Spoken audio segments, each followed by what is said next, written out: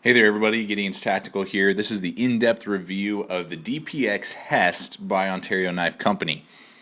I'll give you some really quick specs here. I've tried to do this video. It seems like I can't do it for under 15 minutes for the in-depth review. I'm going to try and go as fast as I can. So, bear with me here. We got a 3.13 inch blade overall, made out of 1095 high carbon steel with a really nice coating on it. We got an overall length of 7 and I believe it's 5/8 length overall. We have a thickness of 0.19, so almost 0.2 inches thick. So this is a very thick little 3-inch blade. Micarta scales, weighs in at 4.9 ounces, which is a great little weight there for this little guy. I believe it's like 5.5 with the sheath as well. So those overall specs for you of the blade. Let's jump right into it here. 3.1 inch blade, awesome blade. This is a great little knife here. We got full flat grind. This is razor sharp out of the box. Almost cut myself when I was taking it out of the box the first time. Razor sharp, amazing belly into a really nice tip that's very strong. This is a very strong tip into this 1/4 inch thick piece of steel that runs the full length, full tang of this particular knife here. So I mean, this is literally like a pry bar. It's definitely thicker than, say, a Rat 3 or maybe a BK 14 or 11, something like that. In the 3 to 3.5 inch fixed blade margin, there isn't too much that's thicker than this. I mean, this is awesome right here. A great drop point. This is definitely a little more tactical than a Rat 3 as well. This would definitely be more if I'm a soldier and I'm contemplating, a 3-inch fixed blade. This is what I would go with over an SE3 or a Rat 3 if you're looking in that market. This is definitely a little bit more tactical drop point tip right there. So that's the overall blade itself. Definitely good for also any sort of bush use. Now the designer of this knife wanted something. He was a journalist that went all over the world. Was looking for a perfect 3-inch fixed blade to carry on him at all times, and he couldn't find any. So he went to Ontario Knife, designed it. His last name's HEST, I believe, or no, HEST stands for Hostile Environment Survival Tool. So that's what that's what they call this guy. So the designer wanted something with a couple little features. And you can see it right here. We'll look at it. We got a bottle cap opener here, and we have supposedly what's it called? Barbed wire cutter right here. Barbed wire has 2 lines like that, 2 wires, and then you'd hook this in there, and then you'd twist the knife around over and over again over on itself, and it's supposed to cut through the barbed wire. I had not tried that. So that's the 2 things right here, and some people may be like, oh, that's making that knife really weak. It's going to break right here. No way. With the thickness of this blade, basically, I'm just going to say 0.2 inches thick. I mean, I would trust the thickness of this in the torsion of this over. Let's say I have a Rat 3, and I love that my Rat 3 is right here. Rat 3, but this is stronger, and I have no worries about this breaking. If I'm stabbing it into something, I'm having to pop open a crate or something like that. Even maybe jam it in a weak door and try and pop a door open or a car door if I had to. An emergency situation. I'm not afraid about this thing, breaking in the middle here. But those are the 2 things right there. I mean, it does. No way am I sitting here and going, oh man, I got to buy that knife because there's a bottle opener and a barbed wire cutter. Because who's going to use that aside from maybe either a soldier, or if you're like a rancher. I mean, if you're a rancher and you're cutting lots of barbed wire and you need maybe a backup tool to be able to do that, sure, sweet. On the back as well, it also has this pry bar glass breaker right here. Again, nice added feature. It's not sharp, so you're not going to no worries about like cutting yourself or anything like that. These things are nice, but they're by no means what I'm buying this knife for. I'm not buying these knives for these extra 3 little features of a pry bar, glass breaker, barbed wire cutter, and a bottle opener. Though around the campsite, or just I mean, you're overseas, you've been humping it all day in some third world country, and you walk into a bar and you want a Coke or a beer, and you whip this sucker out and pop the cap on it. I mean, that's cool. Don't get me wrong. Or you're at the campsite and you don't have to fumble around trying to find a bottle opener. I mean, this is nice to have on you. But again, I'm not buying the knife for those features. But overall, no complaints with those things. They work great for what they're designed to do.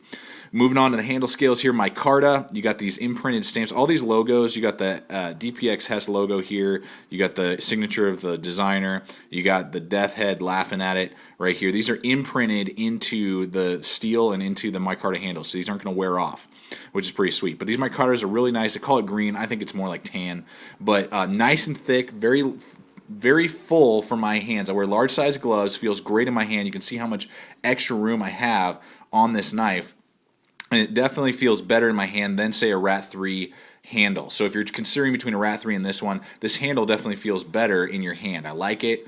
It fills out my hand a little bit better. And whoa, check it out, folks. Jimping right along there, digging in your thumb. Fantastic jimping, well designed, just as good as a Rat 3 jimping or SE3, because that's what I'm basically rating this up against. I mean, great. Feels awesome in my hand. Lock up right here. And that's why I'm saying that this will definitely, you can use this as a tactical blade if you had to and defend your life. The traction here with this jimping and this finger choil are awesome. So the jimping's great. Full tang all the way through. You can see it definitely rises above the micarta a little bit, but it doesn't make it uncomfortable for my hands at all. You got these two screws right here. It comes with a lanyard with a brass washer, and you use the brass washer as a screwdriver, and you unscrew these handle scales right here. You take the handle scales off, and there's a little hole in between. And you can put, maybe like a little set of matches and some tinder, or you could put a fire steel, or you could put some water purification tablets or something like that in here as a little extra survival kit. That's nice, or you could take them off and lash it and create a spear out of it, or take them off and use paracord instead if for some reason you don't like the micarta scales. It's got these two holes here. You could use it for paracord as well and wrap it through there. So overall, that's the knife itself. The sheath is Kydex. It's got this paracord lanyard kind of thing here with this little clasp. It's not big enough to go through my leg at all. This would maybe fit on a little kid or something.